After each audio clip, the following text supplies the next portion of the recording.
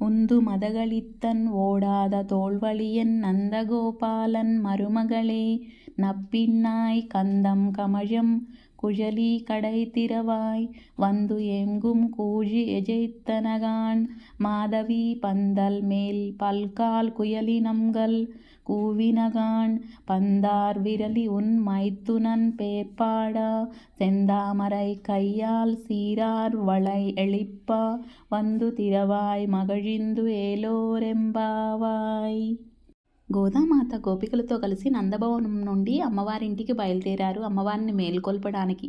అమ్మవారిని ఇలా సంబోధిస్తున్నారు. గజబలంలోనూ భుజబలంలోనూ ఎంతో పరాక్రమం కలిగినటువంటి నందగోపుని కోడల అని. ఎంతో మదించిన ఏనుగులను కూడా వంచగల పరాక్రమం కలిగిన వారు నందగోపుడు అని.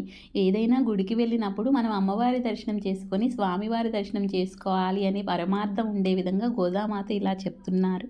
అమ్మవారిని నిద్ర మేలుకొల్పుతూ ఇలా చెప్తున్నారు. అమ్మవారి ఇంటి ముందు మాధవి పందిరి ఉంది. దాని మీద పక్షులన్నీ వచ్చాయి అని.